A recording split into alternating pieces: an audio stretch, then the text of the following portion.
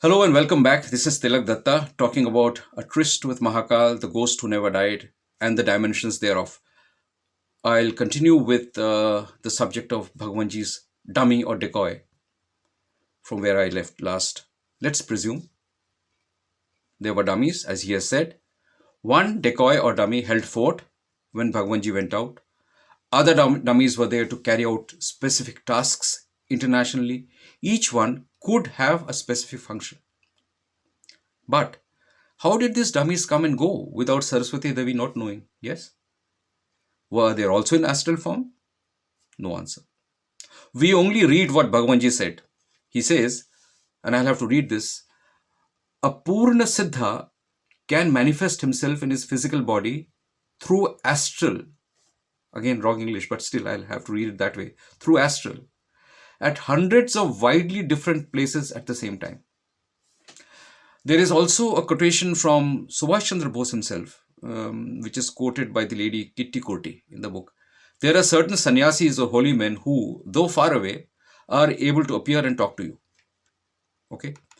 Secondly, I would believe that all these double or doubles would have to be of a similar age with their own old age problems. These doubles could replicate everything except Bhagavanji's siddhis or vibhutis. And of course, especially the one who was in Faizabad could be, and I presume he was, somewhat boastful in his talks and having a suspect lingo in his last years. That means his manner of speech or tone or voice, because of certain factors, could have undergone a change. They or he could make occasional errors during the advancing years. For example, this mistaking of Subhash Bose's mother's birthday. There could be spelling mistakes. The double or doubles would be experts to spin fables, to fob off, to divert people who were too inquisitive. Maybe the Hitler story, maybe Hiroshima bombing, the McNamara story. There is no telling which was what. The teeth which were found under this possibility, which were found in Ram Bhavan, could also very well belong to the double. We don't know. Original Bhagwanji or the double. So, by September 1985, either Bhagwanji had already left his mortal coil much earlier, in full control of himself and his mission, whereas the primary double, who was possibly in Faizabad at the end, had to stay there as per instructions, or had nowhere to go to live out his last few years till he died.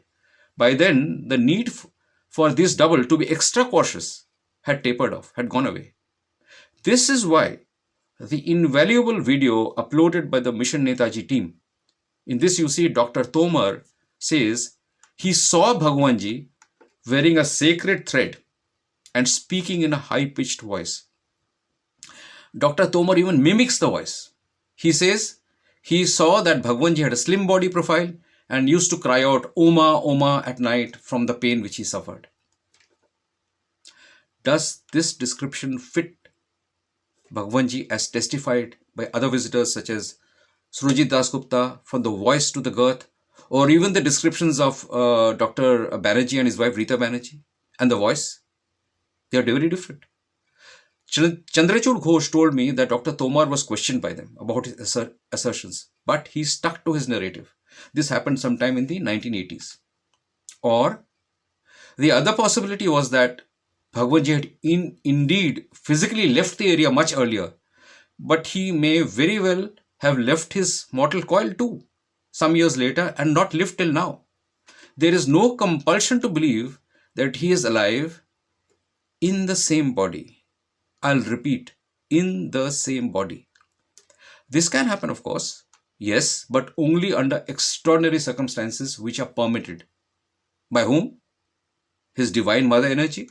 I have explained this protocol, this mandate part earlier, but I personally claim no direct knowledge for this. I will also not believe in any proxies who speak on his behalf. However, all that I have alluded to so far about the issue of decoy, double, dummy, etc., all this is invalid if there was no one except an aging solitary man who lived out his life, the last years of his life in Uttar Pradesh between mid-1950s and 1985. Now I come to the letters. What about all the letters? Chandrachur told me that the kind of depth evidenced in Bhagwanji's early letters to Pavitra Mohan Roy and others is not there in the later letters, for example, to Surajit Dasgupta, etc. Have we considered astral writing? Is this nonsense? How can this happen over a 20-year period, if only as a possibility? How can it match? So let's consider this. You might know or be surprised to know, as I was, that Sri Aurobindo wrote a complete book called Yogic Sadhan, allowing a disembodied soul to write it using his own hand and pen. Why? Sri Aurobindo was trying to find out how much of truth and how much of subliminal suggestion from his own submerged consciousness there might be in phenomenon of this kind. Means how much of it was really him and how much of it was, uh, the real truth. Or it was suggested truth. He just imagined it. So following this line, given this example, I will now come to the well-known example of the SATE material or SATE papers as they are known, some of which are even stored in Yale University as a matter of research. A lady known as Joan Roberts, for almost 20 years, spoke. Rather, somebody spoke through her, and she often wrote in a hand which was not her own. This entity who spoke through her was a disembodied soul called Seth, Seth. Joan Roberts' husband wrote complete books transcribing what this disembodied soul called Seth spoke through Joan Roberts. On television, sometimes, on live, they recorded the sessions.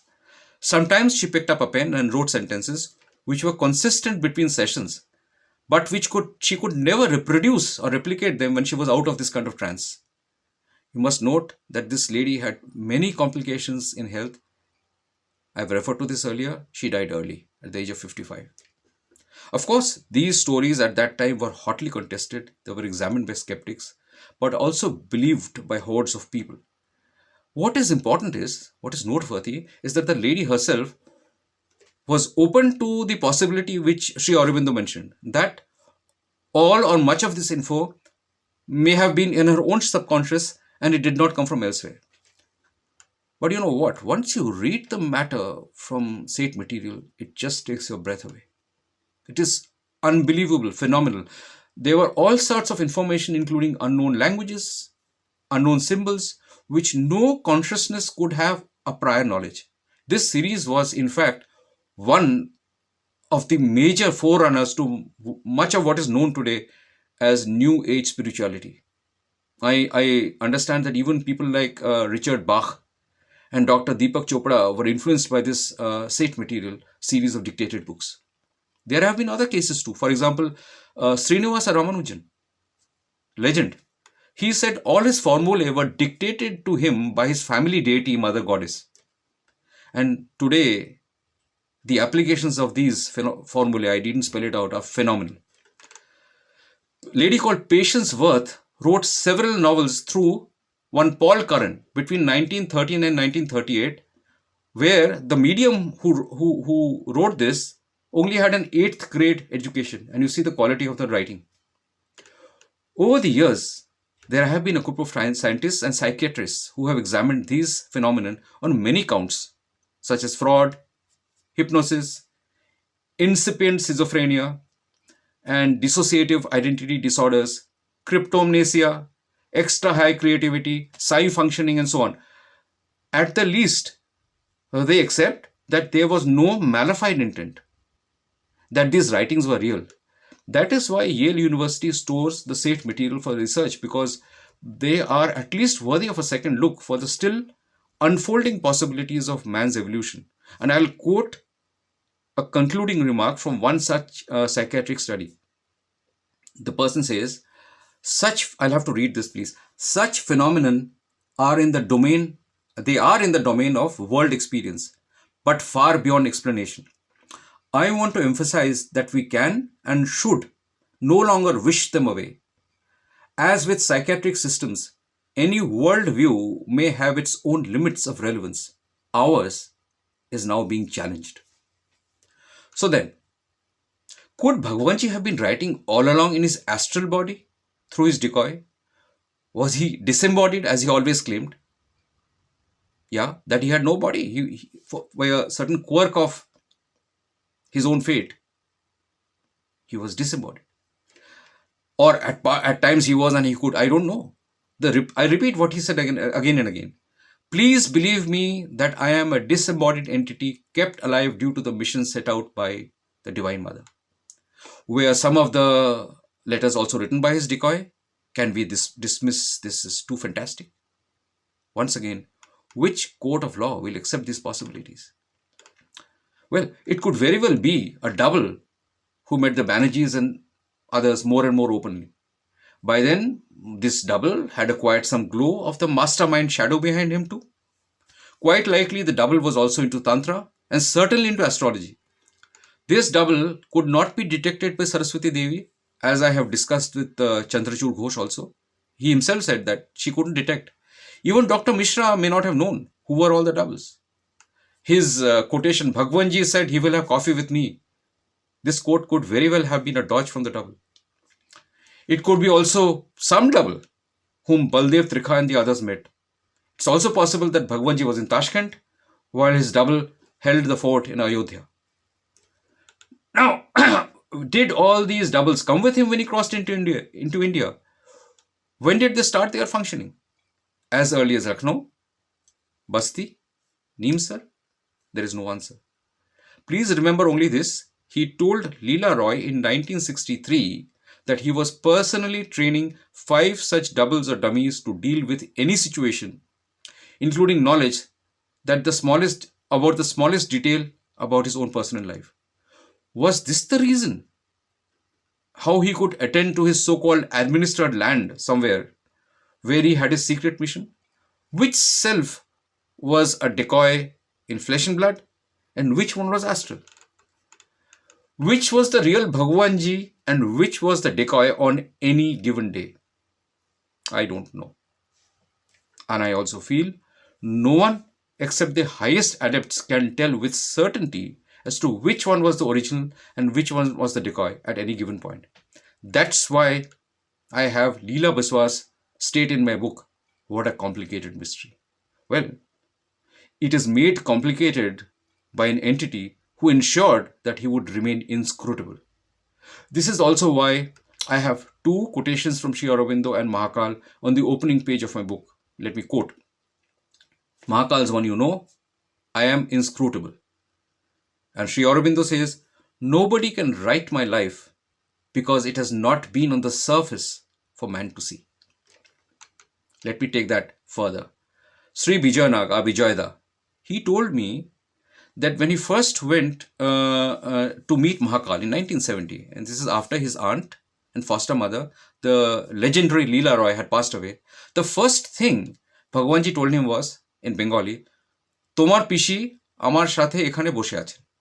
Translated, your aunt is sitting with me right now.